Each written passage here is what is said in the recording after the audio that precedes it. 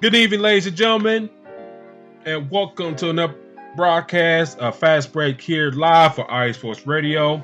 On tonight's show, we'll discuss the whole All-Star teams as a whole, starters and reserves, who was deserving and who deserved not to make the cut. We'll discuss that in full. Plus, the Lakers knocked off the Knicks and the Celtics this past week. Are the role players finally showing their self-worth for this team? Or moves still need to be made for the team to contend? On the flip side, the Knicks, 9-game winning streak snapped. Can they bounce back with a new streak with the string of injuries piling up on the squad? We'll discuss that as well. Tony Snell did get signed this past week for his medical insurance. We'll discuss why he didn't get signed and what should the NBA do to help him and his family. Plus, scores and news around the world of basketball. This is Fast Break, live for IE Sports Radio, your doorway free for all sports, and you're welcome to join us.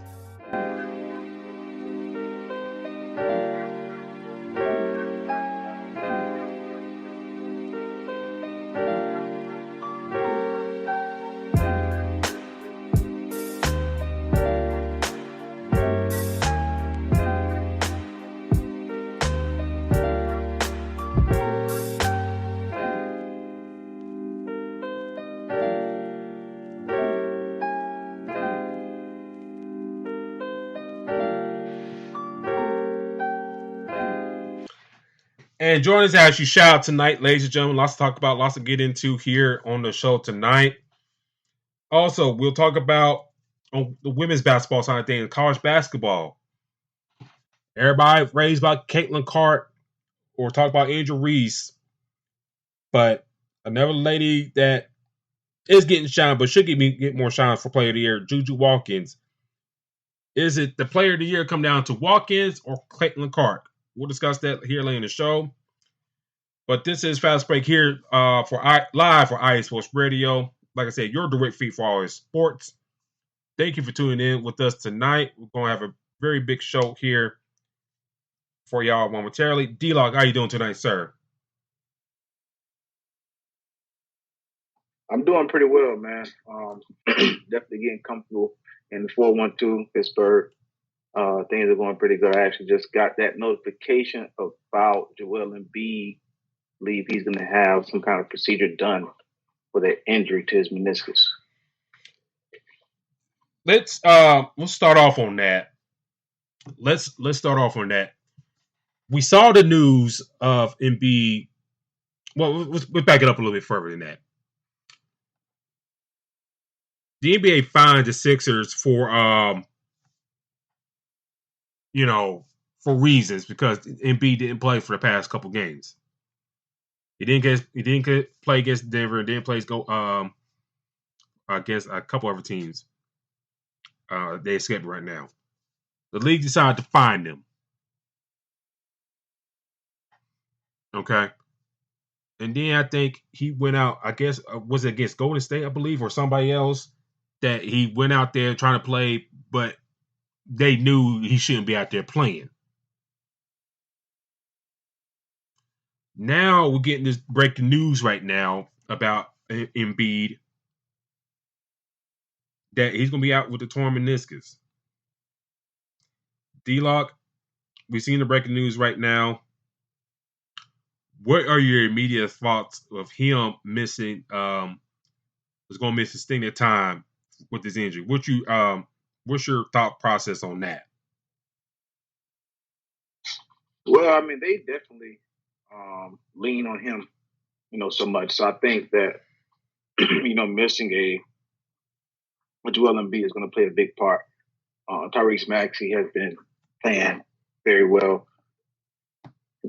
Like I said, I think, just like Draymond, as we always expect him to get into something, but it hadn't been involved with him. So, but for me, they're going to have to get healthy. Now you're going to lean a lot more on Paul Reed. Anthony Melton's been out for some time. Nicholas Batum as well. So, you don't have to lean on Paul a lot. Mo Bamba, former Orlando Magic first round pick, is going to have to play a big role as well. So I think that he's definitely going to be missed because, again, he just had an outstanding game recently. I believe putting up about 70 points. He, helps this team go. And they've been playing pretty well for some time now. So I think right now, missing him, is actually showing how big of a difference it is. I believe he did get hurt. Was it that Golden State game? I think they were already on kind of a somewhat losing streak. But now that he's going to be out for some more time, he's going to play a big part. So you're going to need your other pieces to step up. But the biggest thing now, Tobias clearly steps up when he doesn't play. Tyrese Maxey.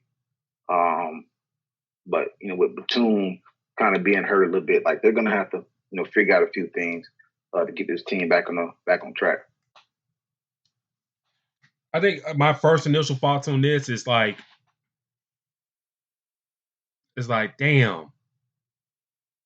Even the time the games that he missed, I think he was pegged to me. He was like my 1A MVP. The way he's playing, the way he's been scoring the ball this year, he's been my 1A on the MVP race. Right behind him, I had Jokic there. And then if I had to put a number 3 there, I would say Luka to a degree. No. And then Anthony Edwards. And then Jason Tatum after that. But MB, he's been killing it.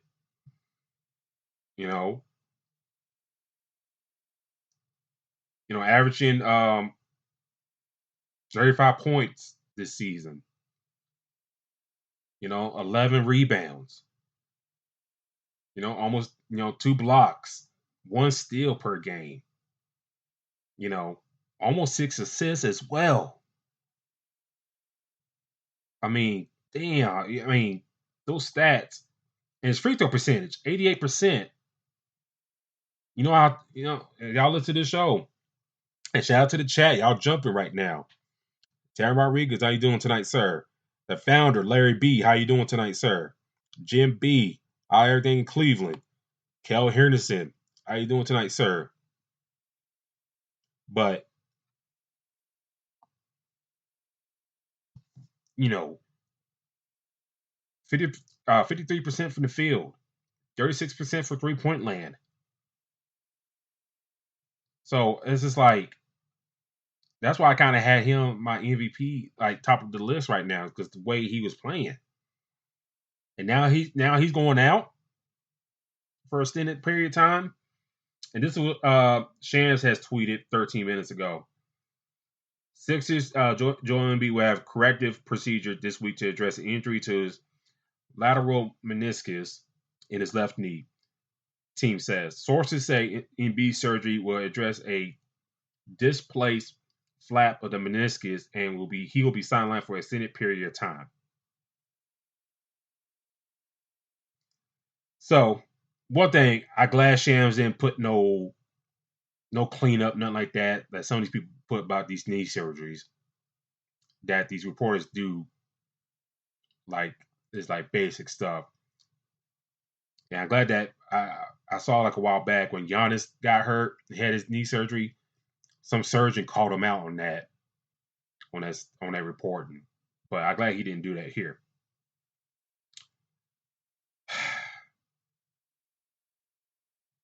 I don't know where the Sixers go, D-Lock.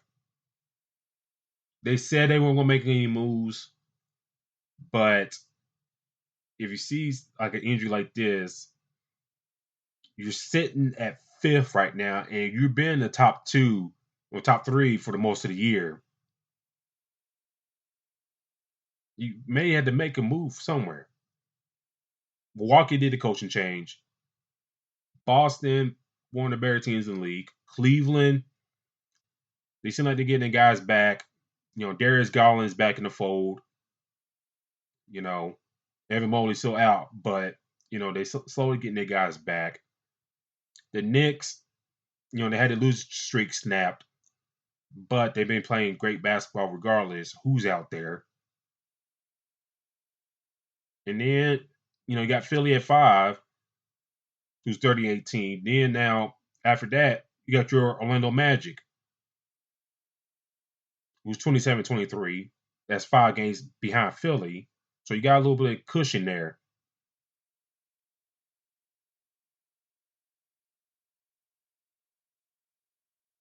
So I don't know where they go, man. I really don't. What's your thoughts? At this point, they're definitely going to have to consider making a move. I think the reason why too is because you got Batum, but he's hurt. You got all these other guys. Kelly Oubre has his different situation, so you have to really consider what to do next, and how can this progress, moving forward. So this is something that they're going to have to really consider. Because now, we're talking about it. They're going to be missing Embiid for a while.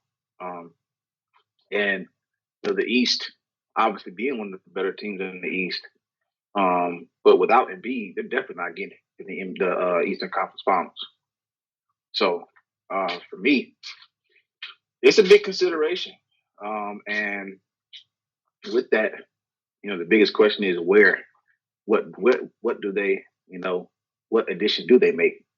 So it's going to be very interesting to see what happened also with what their budget is as far as salary cap and all of that, and see what they can get. But to me, making a move is something that they're going to have to consider. And the biggest thing too is to see how long this injury is, how long he's going to be out. But getting the procedure done to repair, obviously, lets you know it's going to be some time. Now, like I said, if this was an off season, hell, we hear about stuff like this in the off season and be worried throughout the season. So this is basically in the good part of the season, and we're hearing this injury situation. So again, hopefully he gets it figured out. But Philly's going to have to do something, and having Ben Simmons, having James Harden, having all these different guys. I think this has been one of the problems that Philly had to deal with Joel Embiid anyway, is the injury-prone injury issue. So, yep. They got to figure out something, man. They got to figure out, what's going to happen, and have some big questions that need to be answered. And I do want to make a correction, and Jim B made that correction for me. I apologize for that. Evan Mobley has been back in the lineup. I do apologize for that. And since New York's lost last night to the Lakers, the Cavs right now they have the longest winning streak in the NBA at 5 games currently. So I do want to apologize for that correction right there. And thank you, Jim, for correcting me there. That Evan Mobley has been back. Let's round this up here. I'll say this on Joel. Out of all the guys that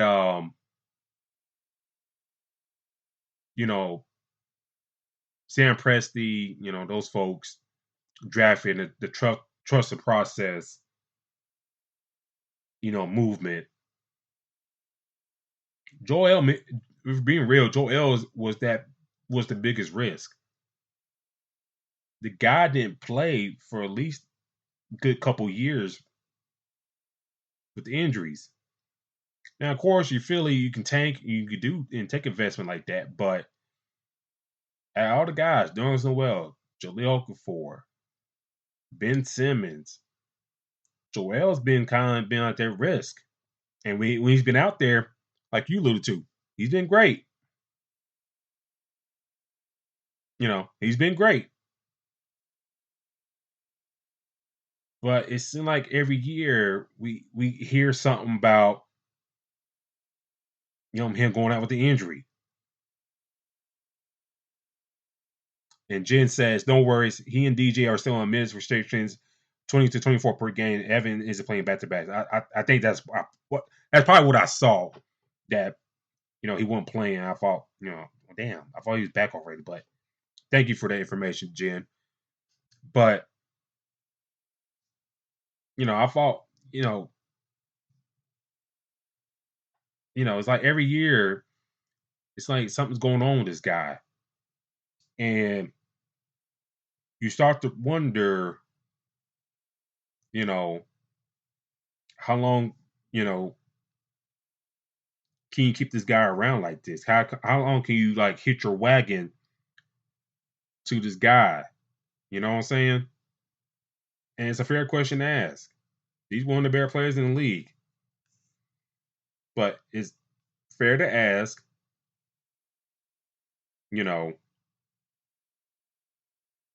When he approaching 30 years old next month, it's fair to ask how long can you ride with him as your top guy?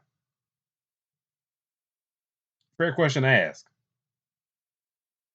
And Philly got a lot of questions to ask.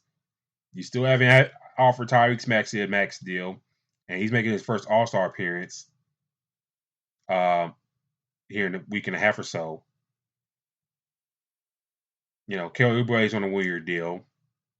Tobias, he's on the last year of his deal. So, you're looking at this roster, D-Lock.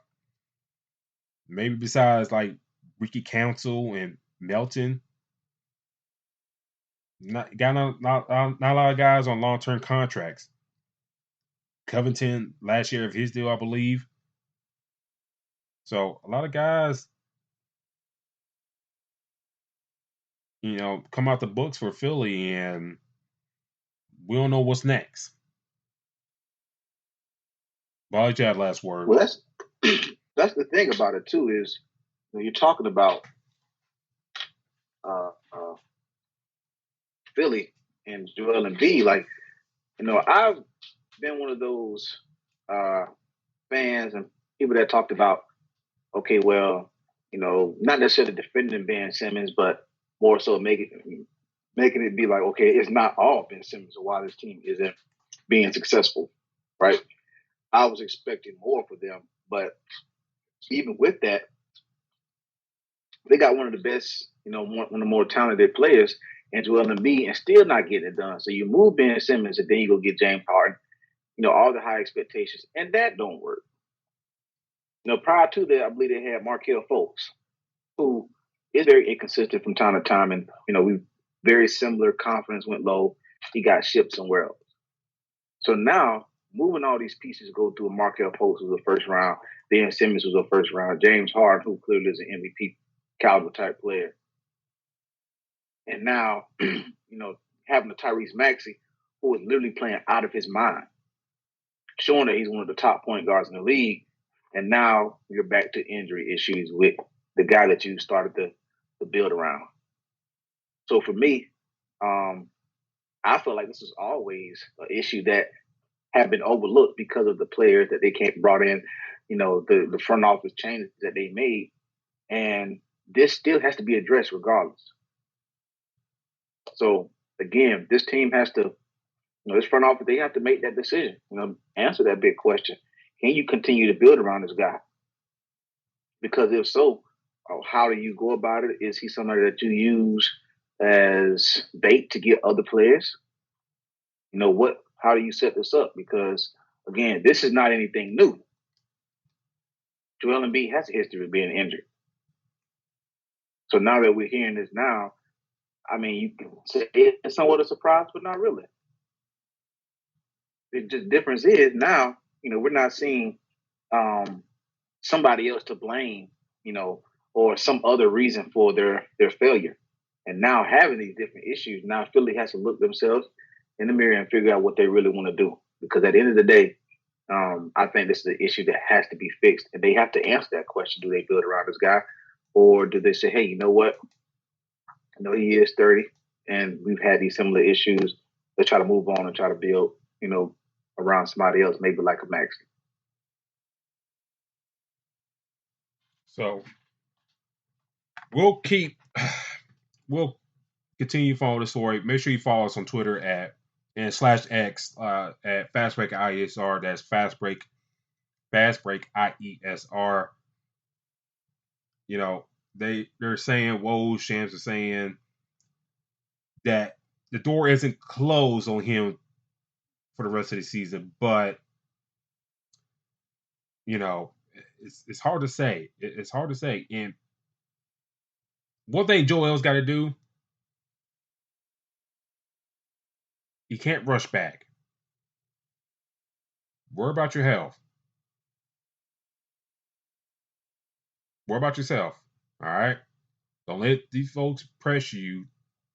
That's what Anthony, and that's what got caught up with Anthony Davis a couple years ago.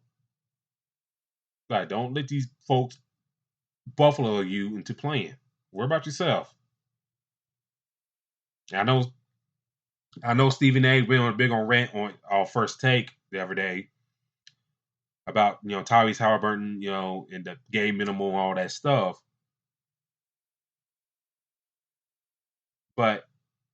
And Stephen A's been trying to, put blame on certain guys. But for the players, I was like, hey, don't let the Stephen A's of the world trying to buffalo y'all to play. If you hurt, you hurt. We discussed in the past. Kawhi Leonard, if the man's hurt, he's hurt. If he's been playing, he's been playing. Stephen A. trying to throw Anthony Davis on the bus. If the man's hurt, the man's hurt. Hell, he plays in California. He gets taxed enough to hell and back. He ain't trying to kick it. I mean, if the man's hurt, he's hurt.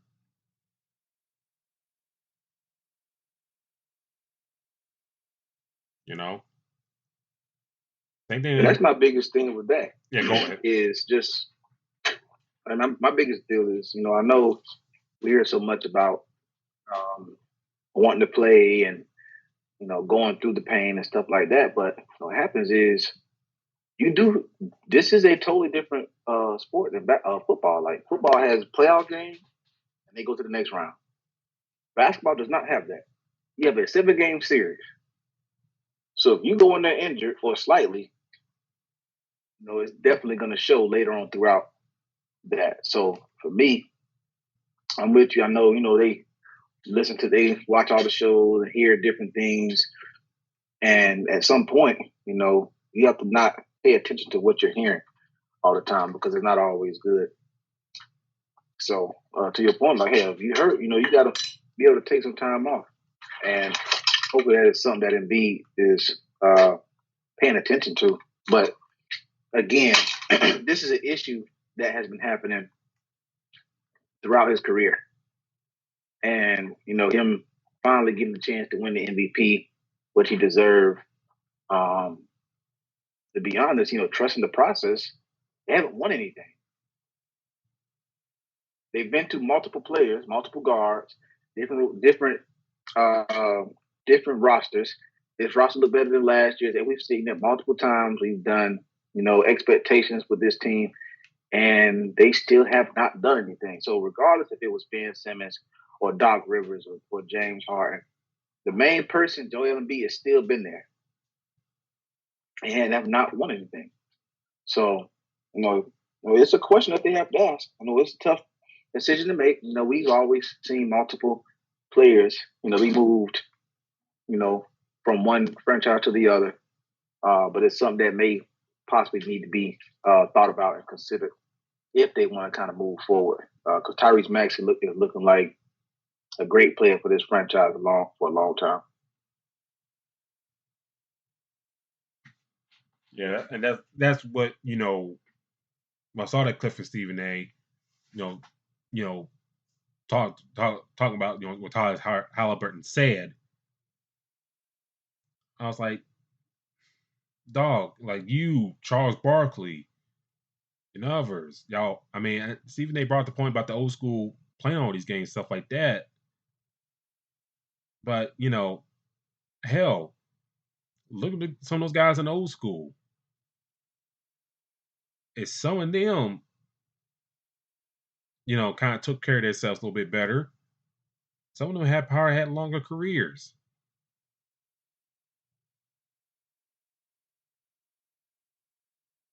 We're talking about different times, a different time, all that stuff. I get that point. But, we talk about different times, all this stuff. We talk about these guys now coming through that, play ball from, rec, AAU, whatever, up through high school. And then, talk about that, you playing multiple. And for some of y'all don't know about AAU, depending on where you play at or how the schedule plays out, you playing multiple games within a few hours. Multiple games going on all around you, and you playing at least 3 or 4 games, depending on the situation.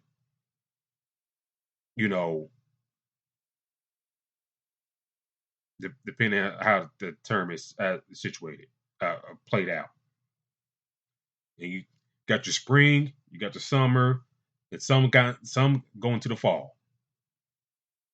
And a lot of these guys, these top guys that we talk about here right now, Halliburton, Joel Embiid in the chat, Jalen Brunson, Evan Mobley, hell, even the girls, Caitlin Clark, Juju Watkins, RJ Barrett in the chat. Somebody brought it in the chat. Arquise, how you doing tonight, sir? And Ralph, how you doing tonight, sir? Thank you for tuning in with us. A lot of these guys play ball up and down the court. You run up and down the court, run up and down the court, run up and down the court. And then, play college ball. Same deal. And then you get to the NBA. Some guys are Iron Man. Like we see like a Miles Bridges with the Nets. They had missed a game for a good while. But other guys, the bodies, they work on their bodies and stuff like that, but sometimes it breaks down. It happens.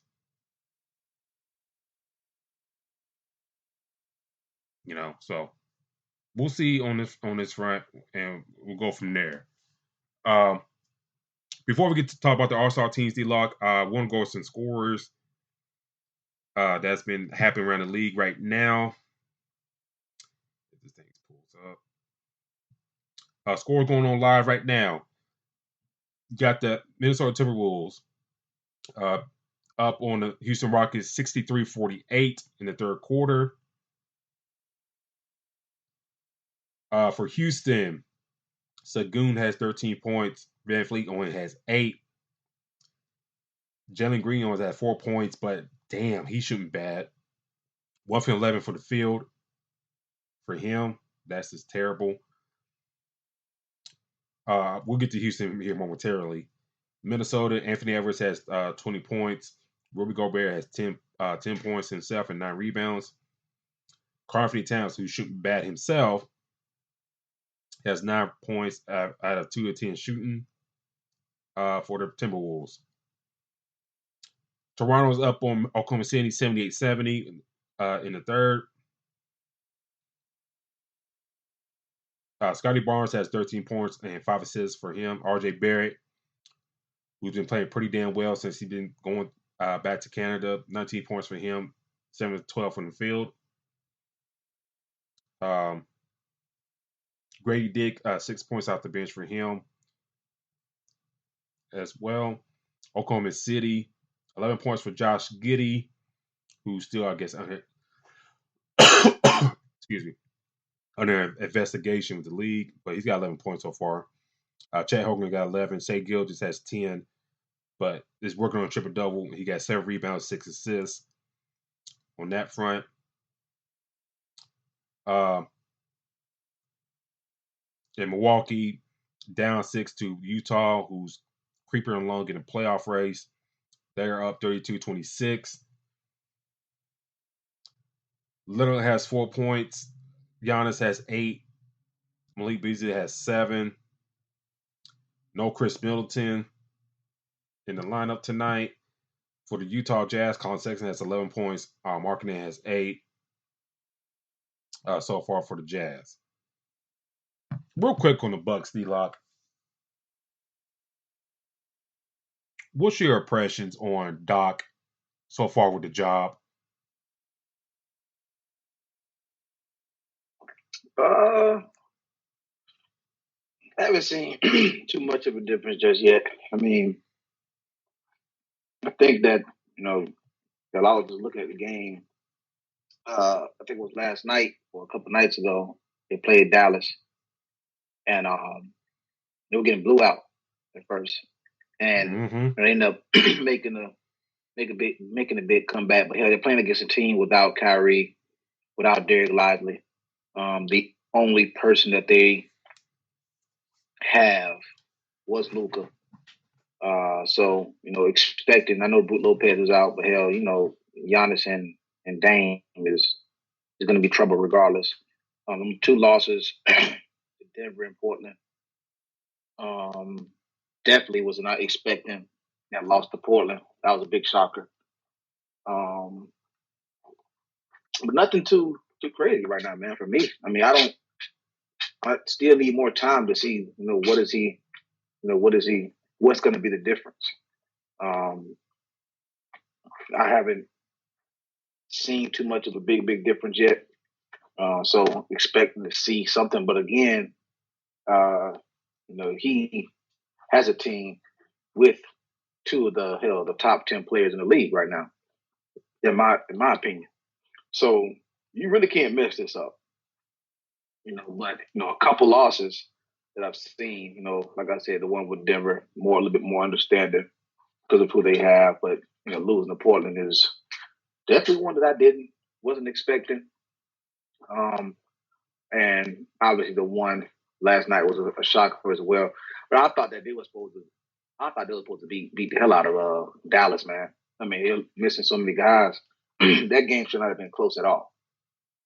But getting out to that slow start and coming back, they're doing that again without one of the star players, Dallas is. So for me, still trying to see moving forward what's going to happen and how he's going to make a difference with this team. But only a few games in, I'm not going to lie. At Portland and hell, even the win against Dallas had me a little worried. Yeah, I think just I don't know, man. It's just like we'll see how it goes. I saw somewhere that Dame. He said he really had been playing his best because he's been going through a lot of stuff. Changing teams, not seeing his family like he was in Portland, going through a divorce. So you got him and his stuff, all that going through his mind. The rumors of Adrian Griffin and Giannis's brother and dad as well. They just started the second quarter down by 3 to the Jazz. So maybe they can flip the switch. I know they won the other night, but see, that shouldn't happen. In my mind, that shouldn't happen. True. Like, you're playing against Utah, right? And you talk about a team with like Giannis and a Dame. Like, they're supposed to be blowing them type of teams out, man. Well, thing with Utah though, man, it's just like they can't man down. It's like you look at the roster, like they should be hanging out with the Pistons, Spurs, and the Hornets and the Wizards, but they're too good to be bad, but they're not good enough. I mean, and then They're too good to be bad. If I put that right. So Utah just always that it's always gonna be one of those teams that just gonna be consistent in the NBA. They're always gonna be consistent. You know, you got Danny Ainge there, so they're never really gonna bottom out like they should to get a star player to work with and stay there. And that's where we're at with Utah. Real quick, go to the other scores so we get to our other stories. Your Magic beat down the Pistons 111-99. Franz Wagner had 38 points. Paulo Pachero, first time All-Star, 20 points for him. 10 points off the bench for Mo Wagner. And Gary Harris has 10 points off the bench for himself. For Detroit, Kay Cunningham had 18 points. Jay Ivey had 18. Other thing about Detroit, D-Lock, you sent me a story, and Killian Hayes is asked for a trade.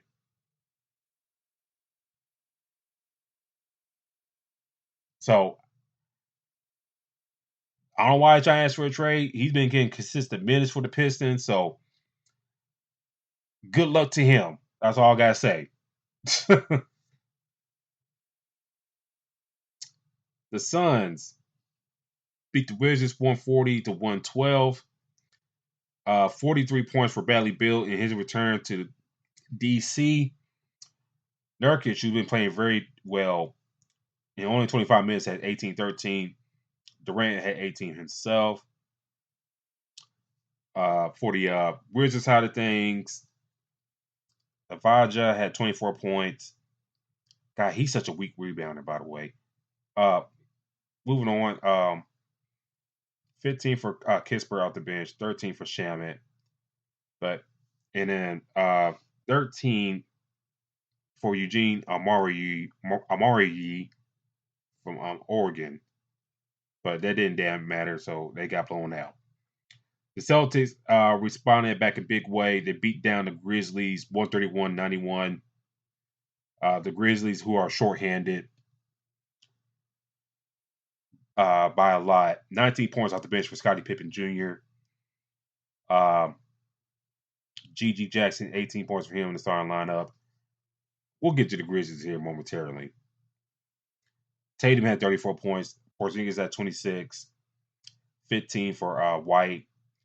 No Jaylen Brown for today for the Celtics.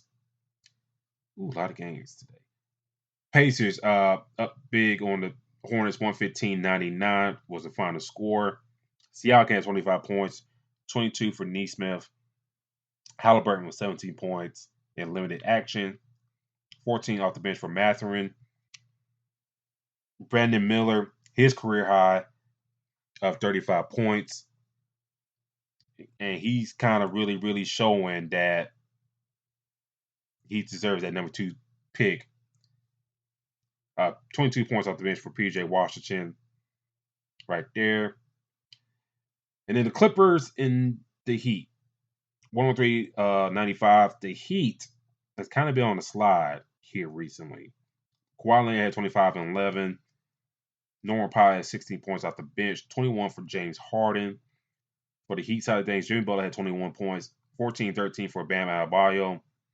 And Caleb Martin, 11 points off the bench.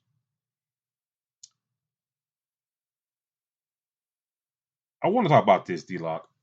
And this is kind of like a big story that's been in the NBA circles here the past couple days. I know we'll get to the All-Star teams here in a second, but, Tony Snell. And some of y'all are not familiar with Tony Snell. He was he still plays in the NBA, but he plays in the G League for the Boston Celtics G League affiliate. Tony Snell, up to that point, has at least put 9 years in the NBA. And in the NBA, they got, if you hit like a 10-year benchmark, you get health benefits for you and your family for the rest of your life. And if you read up on Tony Snell's story,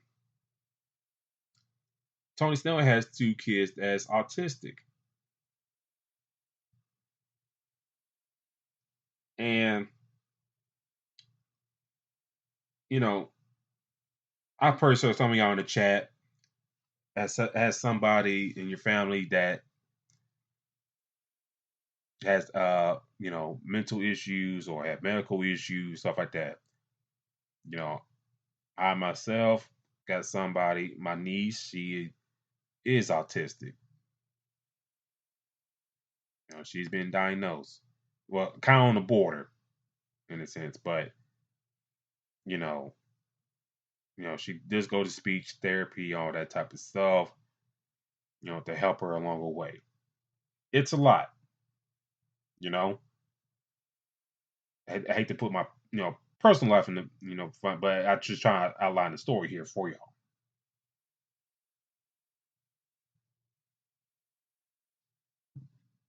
Tony needed to be signed this past Friday to receive these benefits. And, you probably saw this, D-Lock. A lot of people are online. They Google, what the man career earnings was and all that stuff. And that's whatever. But while just, read the box score for the Grizzlies and Celtics game, for example. The Grizzlies are down a lot of people. Ja out, JJ out, Desmond out. Right. They traded Steven Adams away. Not a couple days ago to Houston, who's already out for the rest of the year. Other wing players are out for them. I just use them as an example, like, damn, if you kind of know that, you kind of see that your team's kind of down. I know you're not really trying to play for nothing because early in the season, y'all got knocked out of any playoff contention. Why not give Tony Snell a chance? You know what I'm saying? Somebody else mentioned, I saw somebody else did this on Twitter. They tagged these teams. They tagged the Spurs, Pistons, Hornets, Wizards. The teams that ball in the barrel. Why y'all can't give this man a chance to get his benefits? And then, so funny, D-Lock?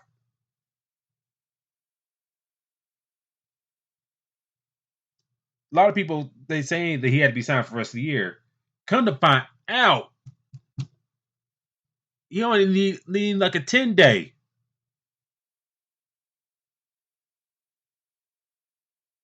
So for those only about 10 days, after January 1st, these NBA teams can sign guys to 10-day deals. They can sign up to 2 10-day deals. And after the second deal, they got to sign the guy for the rest of the year or just let him walk.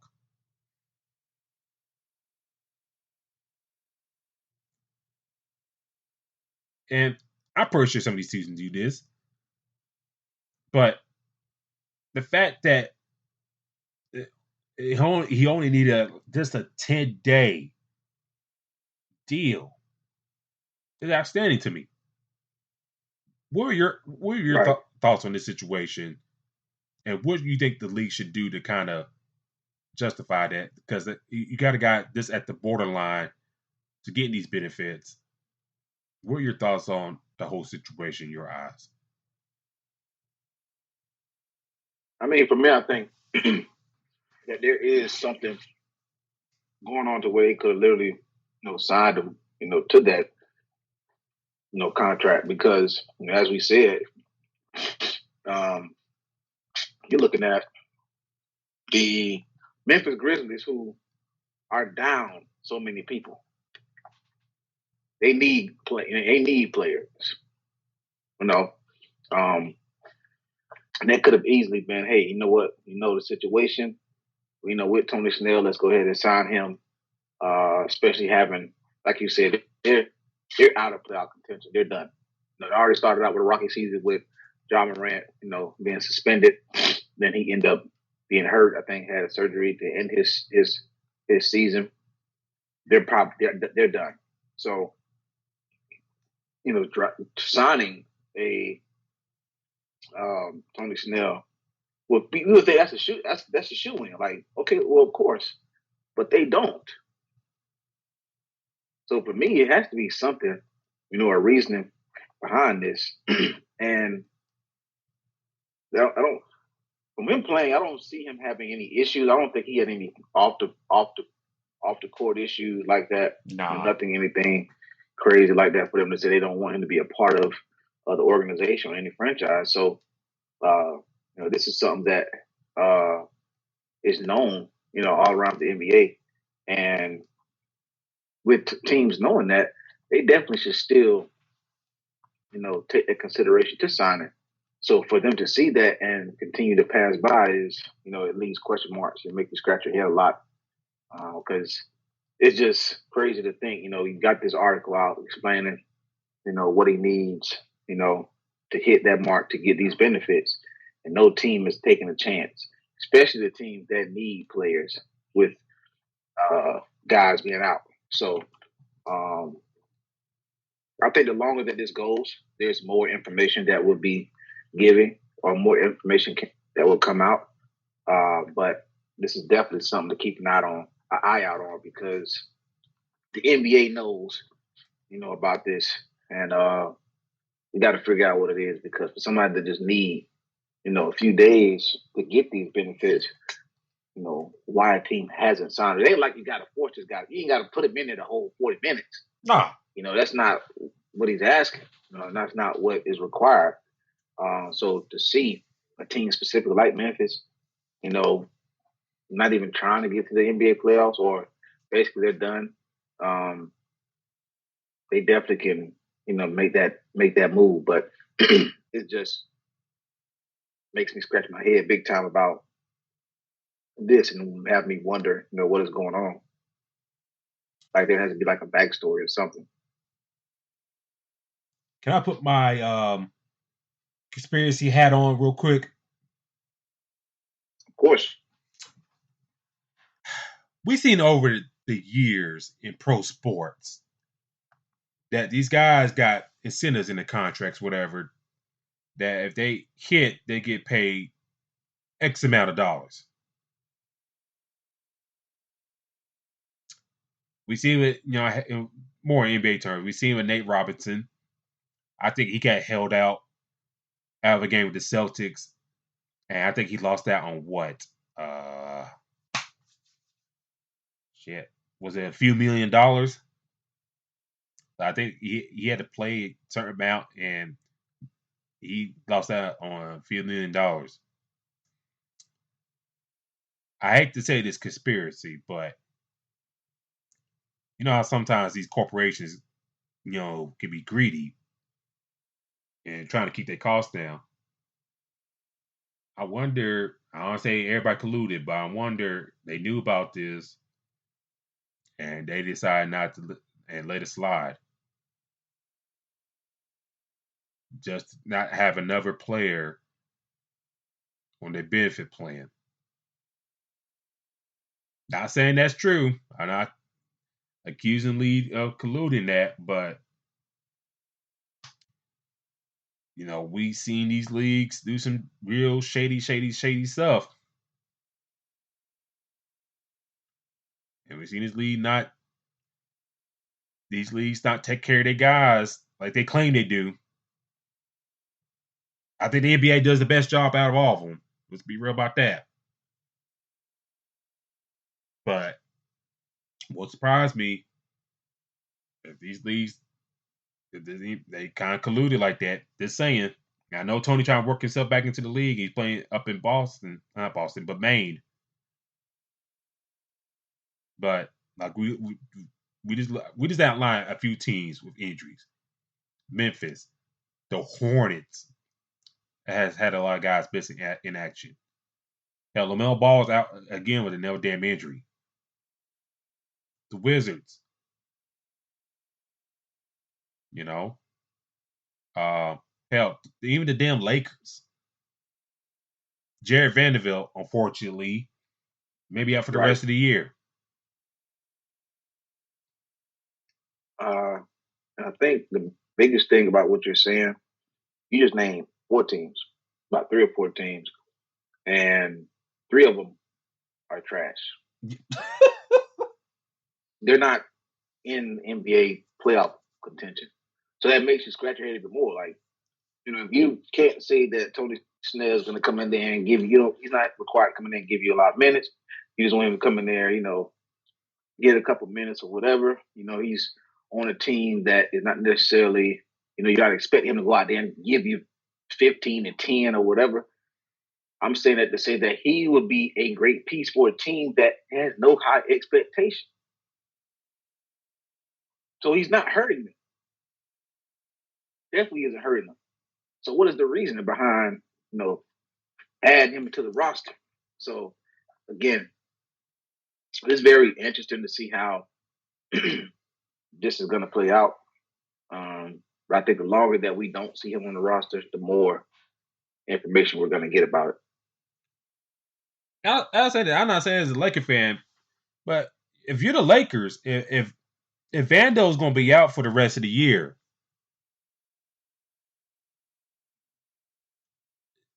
that's probably your best defender. Maybe besides like Torian Prince and AD. That's probably your best defender. Guy could guard all 5 spots on the court. And what was Tony Snell has been known for? His defensive ability. They need it. And yeah, the Lakers sure damn do need it. And granted, they did a great job, especially in that fourth quarter. That fourth quarter crew of LeBron, AD, Max Christie, Austin Reeves, and Torian Prince. They did a great job in that fourth quarter. They sent it doubling Jalen Brunson, forcing the ball to get out of the hands. All that stuff. And trying to make those other guys like McBride, Josh Hart, Hartenson, trying to win the game for the Knicks. Lakers did a great job in that. But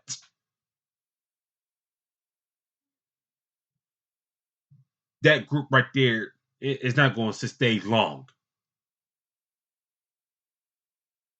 And then, sometimes I wonder, some of these teams are doing themselves this service. You know what I'm saying? I understand you got young guys you want to work out. The guy on your roster. But, I still see like Ish Smith gets a contract. No shade to Ish Smith. Get your checks. Yeah. But, he's still hanging around. We've seen some of these other guys kind of, hang around the league. Taj Gibson. Oh my God. They made it a big deal when he got re-signed. Oh hell he yeah. He had it all on to it. Taj Gibson, he's still around.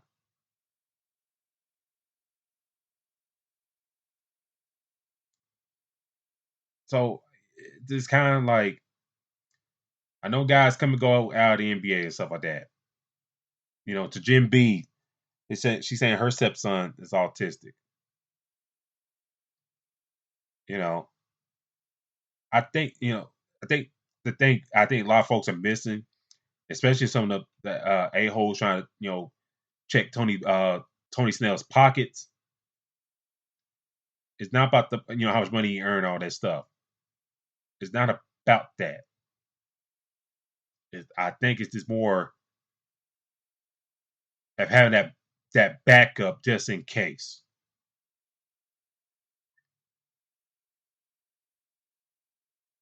Yeah, I mean like I said, I totally agree with you there. Just it makes me wonder, what the hell is going on, and even to piggyback off of talk about the Lakers with their injuries, they got Gabe Vincent and we ain't seen him in forever.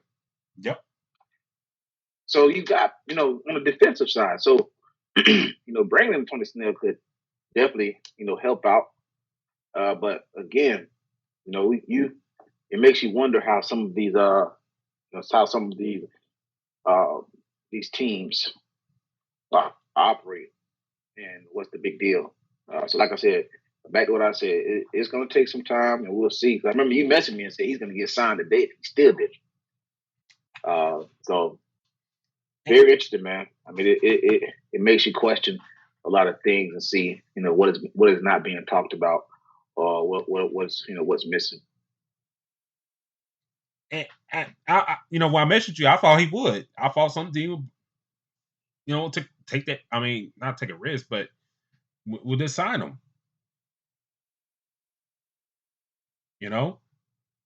I thought somebody just will sign him, do a good deed.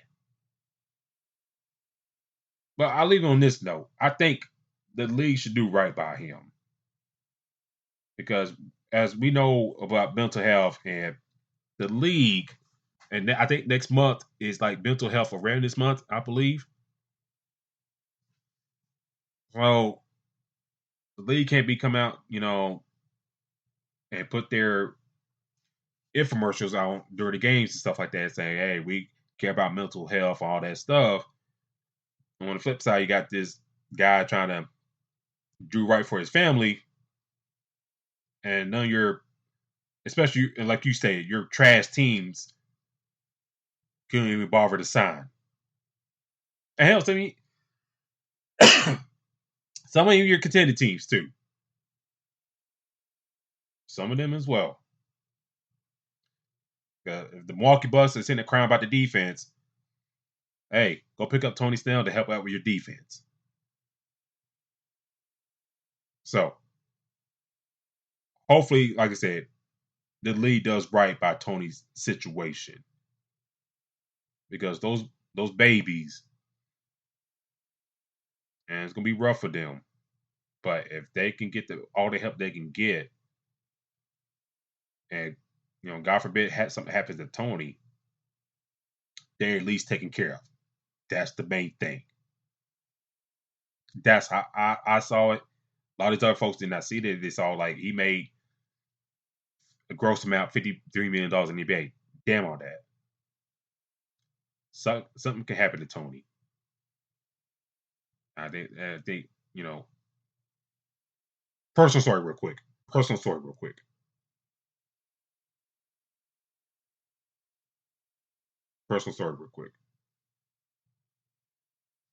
When my daughter was born 2 years ago, back in March, I had to fight with my insurance company and my job. And the reason I had to fight with them because they claimed that I didn't add my daughter to our insurance plan. And some of y'all don't know. Some of y'all know the jobs. If you get like a newborn, you got to add them within a certain date all that time, wherever the window is. So I thought I did right. After a few days she was born, I added her to my insurance plan. They claim I didn't do it right, whatever, and all that good stuff. So I had to fight them tooth and nail, all that stuff about getting her added. And I won my appeals and stuff like that, D-Lock, but it's just like the part like, okay, you tell me to go online to do this, to add that. I thought I did right. I chose the plan. And I get the hospitals and stuff calling me saying, well, she's not in your insurance plan. It's like, yes, she is. I added her.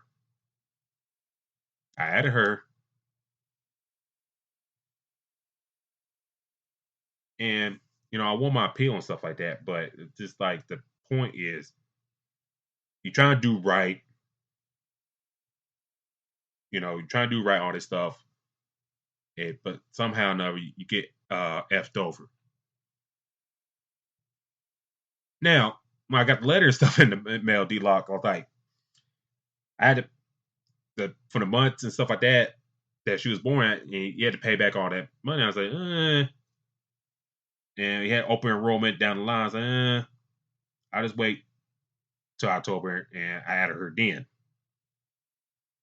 But the point is, it's like, Tony is trying to do that here. I'm pretty sure the kids got health insurance and stuff like that. But why not? Just in case something happened to me, I got something on the backside. So I know a lot of guys had a lot of stories out there in the league. A lot of guys probably in the same situation, but two autistic children in D-Lock, the league got to help him out on that. I mean, they got to do right by him. Yeah, they definitely know that, man. I mean, I think that's something that they have already known. It's just like I said, I don't know if they're waiting for something, but at the same time, the situation, and checking somebody's pockets is nothing that needs to be done. The biggest deal for me is you checking his pocket. Why don't you make sure you looking at his pocket? Look at how much he probably got to put into taxes. If you're gonna go that far. So, as fans, we've seen ESPN, Adrian Woj and Adam Schefter for NFL tweet these, these contracts of what these people make and X, Y, and Z, and people think, oh hell, they living it up in X, Y, and Z. But sometimes, man, it's not all of what you think it is. And even if even if he is making that or whatever, I think the NBA should definitely still do right by somebody in that situation. But also, it shows how much of a business it is. We've had multiple conversations, on our show, and this is another one of those conversations that show us how much of a business, it is to many people. So, like I said, they got to do right by them, and hopefully they do. So we'll leave on that note. Shout out to Tony Snell. Hope your family gets them right. Real quick, NBA All Stars rosters. I know the stars were announced last week, but I kind of want to do everything as a whole roster deal. Oh, take it back on a money thing about the player, professional athletes getting taxed. Who's old boy did this sign with the Dodgers from the Angels? Ohtani? Yes. Correct. I read something and I saw a TikTok video that the state of California is kind of mad that how he's got his contract set up. And from what I read and saw, he was only getting he's going to get paid out. Was it between $3 to $5 billion? And they're going to backload the contract and stuff like that. And the state of California will be mad about that because it will miss out all the taxes on that contract. And I think they're going to miss out over $300 million with the tax money from that contract. And they're mad about that. And then up to the point at the end of the contract, D-Lock, his player career could be in and he could be moved back to Japan or whatever. And then in that backload, that part of the contract, that's where the money comes in. So, hey, I'm all for these professional athletes getting their money wherever they can because these states and federal laws trying to tax the hell out of them. But anyways, moving to the All-Star lineups. We're starting the Eastern Conference first. Got the starters, Giannis, Joel Embiid, Tyrese Halliburton, Damian Lillard, and Jason Tatum.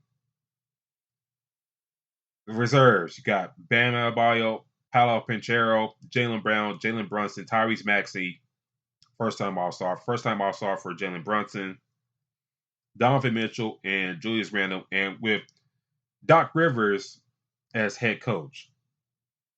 Amazing. Joel Embiid. Oh, my God. Joel Embiid will probably not be there for the festivities.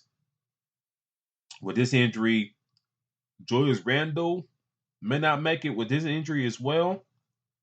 So potentially two guys got to get replaced. So overall, D-Lock, with the Eastern Conference, what you think of the roster, and who do you think replaces Joel Embiid on the All-Star list. I know some people complain about Trae Young, but who do you think replaced Joel Embiid on the eastern side of things? That's a good question. I mean, I think, for one, let me just say this. I don't want to get this off my chest. I don't know how the hell Doc Rivers got that job as the Eastern Conference coach. I'm kind of this man really must be connected in really well because that's a head scratcher. I don't get it. I mean, he said that he'll give the job to Adrian Griffin or whatever he said his All-Star ring and all that. But for him to even be the coach is a head scratcher, man. That's mind blowing. But I mean, to be honest, I mean the person that I really like hasn't been playing bad is Jared Allen. He's been playing extremely well. Evan Mobley's been out for a while, and he's came in. Now we've seen Jared Allen in Brooklyn. This is one of those pieces that they traded, which we thought was a huge bad decision in my eyes to trade him. But he's been playing extremely well, and I think he's been very consistent throughout the year, especially on the East with Cleveland. So I think Jared Allen is a person that definitely need to be considered as far as taking that spot. I like both teams. Having that squad is a big difference. Obviously, the biggest difference is having Dame, on the East rather than him usually being on the West. But for me, man, to be honest, Jared Allen would be that piece that I definitely would plug in because he's been playing very, very well, especially in place of Evan Mobley. Yeah, and Mobley back, he's been back in action. Allen's been playing very well. I look at this list for the East. I think Trae Young may get that spot because everybody, a lot of folks made a stick about that, all that good stuff. But it's just like, yeah, he's been scoring the ball well, playing well, but the team, I look at team success sometimes with the All-Star game. And with them, it's just like, y'all play well at times, but it's just like y'all disappear. It's just like I think Trae Young get that spot, but it's just like it's like maybe not. I really have no complaints on this list too much. Halliburton being a lone pacer is deserving. I wonder if Siakam may get added because his play's been pretty strong. If Julius Randle don't make it, so and for Doc Rivers to be coach, I think from what I read, Joe Mazzulla can't be coach because he did last year. So there's that. But if I just think it's kind of early. I don't know. It's just like just give it to. It's extremely early. Just let Biggerstaff coach. Just let Biggerstaff coach. You know what I'm saying? Even to a lesser degree, Tom Thibodeau. But it is what it is in that situation. Maxey been playing great. Jalen Brunson has been great as well. Jaylen Brown, Paolo has been great this year. Really stepped his game up so far this year. Donovan Mitchell been solid as well on that front. To go to the West Conference real quick, D-Lock, we got LeBron, Luka, Kevin Durant, Shai Gilgeous-Alexander, and Jokic in the starting lineup. And then your reserves are Devin Booker, Steph Curry, Anthony Davis, Anthony Edwards, Paul George, Kawhi Leonard, and Karl Anthony Towns. What do you make of the rest roster as I read them out to you?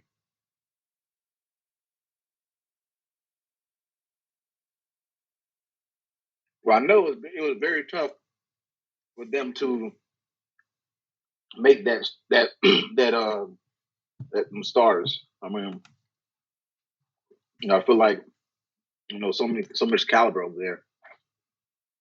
You could easily put Anthony Edwards as a starter. You know what I mean? But knowing SGA Luka, you're gonna moving obviously Kevin Durant back on the West. He's definitely gonna be up in there. LeBron's gonna be LeBron. So also with Joker. So obviously it's All Star, very tough, but I like the West. I like the West roster a hell of a lot more than the East roster, man. I mean, it's just so many pieces. Come on, man. You got Steph coming off the bench. So for me, that West roster is packed, man.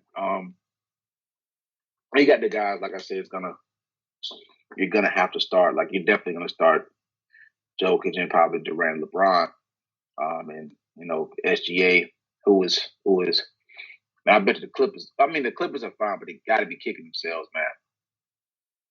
I mean, I know you got Paul and you got Kawhi, but SGA is making a huge impact, man.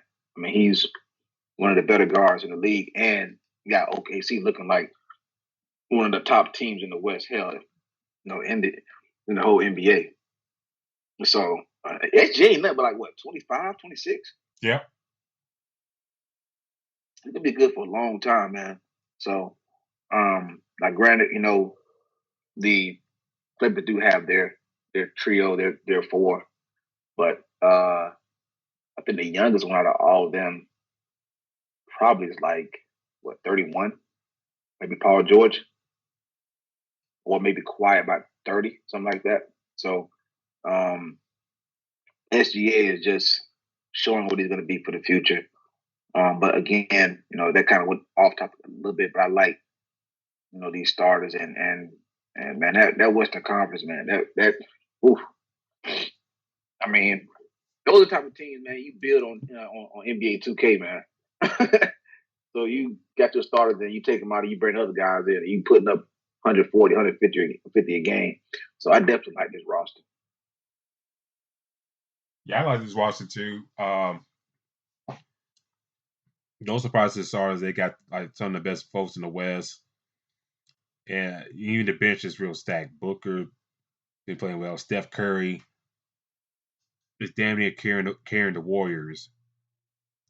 And that man had 60 points last night against the Atlanta Hawks, who, by the way, has won 4 straight. That man had 60 points, and they lost in overtime, almost double digits to the Hawks.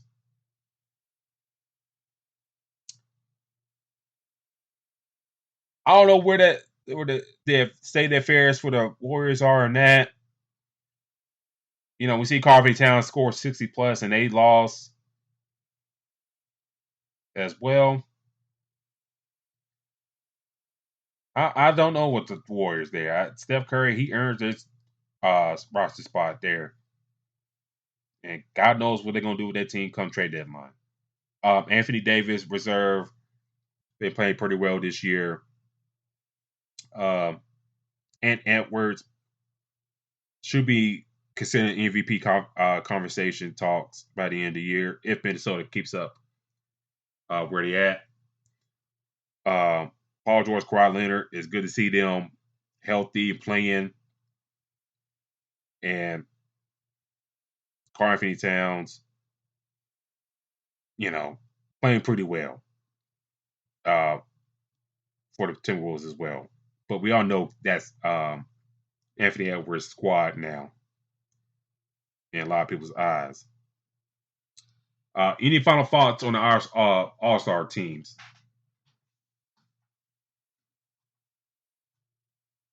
I mean, like I said, I like the teams. I think there's not really too many snubs like that. I mean, only thing that really hurt the East a lot is the injuries. With Embiid and Julius Randle. But I think these teams are pretty set. LeBron is still playing at that high level, man. And I want people to recognize this guy's doing this at 40, man. Yeah. He's really doing this. Like, I think I seen a picture of it was LeBron and the baby Jalen Brunson.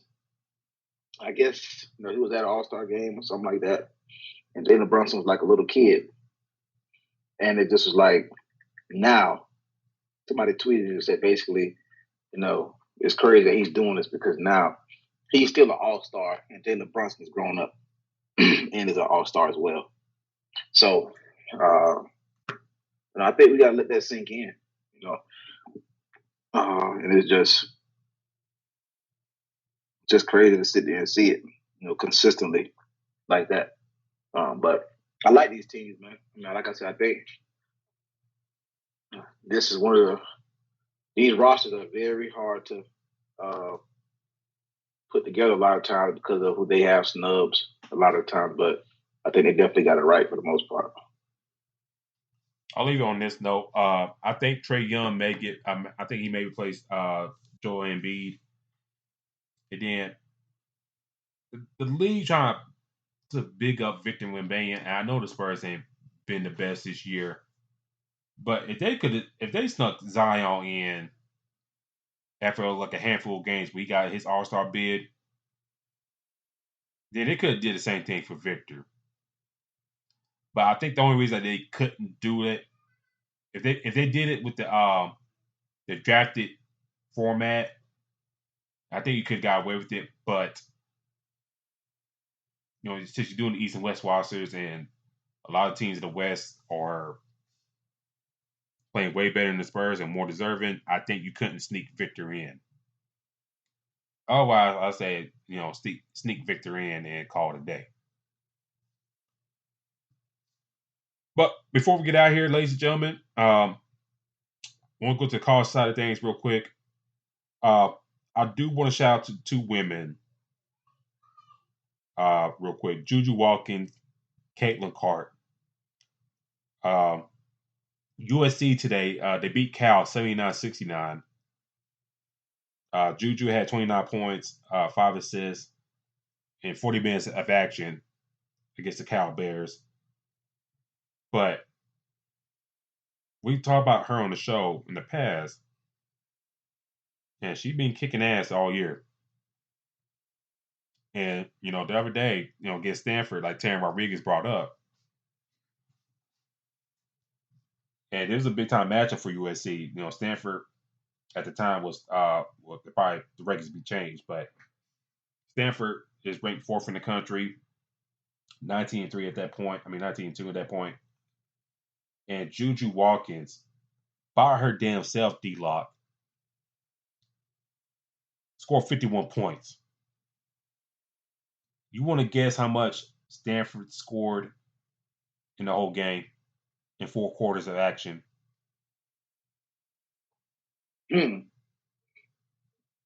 Probably around like maybe 48. 58. She was 7 points off to at least matching a whole team. She damn near almost outscored a whole team by her damn self. And it was so crazy. She shot the ball very well. 14-26 from the field. 6-11 for 3-point land. And on top of that, 11 rebounds. 11 damn rebounds. The only person she didn't out rebound was Cameron Brink, the senior for Stanford. But to have somebody drop 51 on your home floor like that, almost outscoring your whole team, like we said, showed us all about Miss Watkins. She gets mad props from us. And I think her and Caitlin Clark should be those two in the running for Player of the Year. I know some people are going to say, what about Paige Buchers? I get that.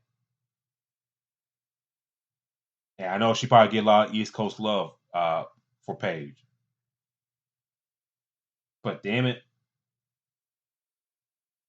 if you're the West Coast or you're a West Coast rider, you gotta show out for that young lady for Juju. I don't care if it's a senior award or whatever. Or y'all can kick the can down the road and reward her later. But Juju Watkins, she deserves her praise and deserves their votes for Player of the Year. Oh yeah, she's playing on that level, and it gets to the point to where this is very good for women's college basketball also, because now usually we see a few decent players, and then there's always that one player that is just head and shoulders better than everybody else. And now we're starting to see Juju do what she do. You got Caitlin out here balling. You got a few other people, other athletes that's going to make it tough to make that decision to who is the player of the year. So I like it, man. It makes it very competitive and not something that a lot of people and fans can say, "Oh, well, yeah, she's automatically the player of the year." Now you have some competition. Now people are going to be paying more attention to these college games, because now each game is going to sway which one is the player of the year. So I definitely like that. And Caitlin Clark, Iowa they beat Stanford. I mean not Stanford. Beat Maryland last night, 93-85. Primetime game on Fox. Caitlin, she had 38 points, 12 assists, 6 rebounds, 7 for 17 for 3-point land. She's been great all year. And it's great that that these ladies are getting to shine, and not just and not just those two as well. You got Angel Reese out there, Paige Bucher out there. Um, despite UCA losing to Stanford today, 80-60. Um, the Betts girl who didn't play today, but for UCLA when she's out there, she's played great. Uh, Brink had 19 and 19 today, 8 for 10 for shooting for Stanford. So good bounce back day for her. There's a girl out in Utah who I really following well. Her name is Alyssa Peely. She's a senior for the Ute, 6'2". Kind of, if you see it, watch her play, at times kind of reminds me of Corliss Wilson, who used to play for Arkansas Razorbacks, playing in the league for multiple years. She kind of reminds me of Corliss Wilson when she plays. So that's not a lot of talented young ladies out there. The WNBA draft is coming down the line, and you got the new team coming out with Golden State here next year. Now we're kind of seeing that talent kind of fill out a little better. And hopefully the league, if they're smart enough, get another team elsewhere, like a Toronto or something like that, or maybe like Revive Houston, to kind of get these ladies more of a chance. Because too much talent being left out in the streets, and these girls and I get picked up in the States. I mean, granted, yeah, they can play over in Europe or whatever, but I think like too much talent is being left out in the cold in WNBA, and the WNBA is not really capitalizing on that. I understand, you tried expansion before and things don't work out and stuff like that, but I think some of these ladies now, and with the social media and stuff like that, they get more of a staying power to build in limelight better. Yeah, I mean, I think, and that's one of the reasons why they're having one of the reasons why it's good for them to have more WNBA teams, because you have so much talent out there that could be on teams. So more teams is going to be a big thing, and that will expand what kind of money the WNBA could make. So I think that this is going to be something that over time, it'll make a big difference. But you're looking at, like I said, you talk about Juju having a hell of a season. Caitlin Clark playing well. He still got injuries and a couple other. It makes it very interesting. Throughout the whole season. Usually a lot of times we see the player of the year have a few people. Like I said, you have that one that's just having that remarkable season. Head and shoulders above everybody else. But now it seems like it's more of an even, all the way around. With 4 or 5 different athletes. So that also is going to make the tournament very interesting as well. Because now, we have a lot of teams that have their star player, that could make that big difference in that one game or in the tournament. So, again, when you expand in the WNBA, I think it makes a difference, because now this talent that we're seeing will have a team to go to. And we've seen the LA Sparks, lead or win for so long, or other teams. So now when they can expand to these different cities, hopefully, we'll see some of this talent being picked up. And we'll leave on that note, ladies and gentlemen. Thank you for tuning in with us tonight. I know we're long, but we got a lot of things to get in, all that jazz, all that stuff. The Joel Embiid news breaking. And hell, we didn't get to Zach LaVine letting to go out for the rest of the year with his injury. So, we mentioned that on Twitter. If you all follow us on there, we did mention there, like the Bulls on the crossroads. Right now they in the playing tournament, but if they make the playing tournament, what about the offseason? What's going to happen? All that stuff. The Rosen of the 1-year deal, all that good stuff. Granted, we signed Vooch and a lot of guys to 3-year deals, but what's going to happen? All that stuff. So, a lot of things, happening around the league and the world of basketball right now. But thank you for tuning in with us tonight, ladies and gentlemen. D-Lock, how can people find you on social media? You guys find me at Black-813. Or on Twitter, man. Let them know where they can find you at the show's page.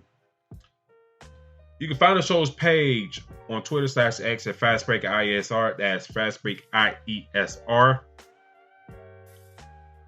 Also, do follow All Sports Radio on all social media feeds. Twitter /X, Facebook, Instagram, TikTok, YouTube. Do follow us on all those social media sites. Also, do check out iSportsRadio.com for all your latest shows, news, and feeds as well. We got Kansas City in the Super Bowl. We got San Fran in the Super Bowl. Guess what we have on the network? 2 shows that represent those 2 teams. Our brother Bishop out of San Francisco, and we got our San Francisco crew as well. And I'm pretty sure our boss Larry B, we have matchups and talk about all that on a 3 and Out series here throughout the week about the Super Bowl. So do be on the lookout for that on iSportsRadio.com. Like I said, follow us on Twitter, X. Follow iSportsRadio.com. And you get all those news right there. Shout out to the chat tonight. Thank y'all for tuning in with us. Great talking with y'all tonight. A lot of good info and all that stuff. I'm glad y'all listening and chiming in with us tonight. Do follow me on Twitter at Spawn4288. That's Spawn4288. Do another show inside of Carter Crooks Process. You can follow the show on TikTok, Instagram, and Facebook. You see the CP local there. Also on YouTube as well. I'm trying to work on that as well.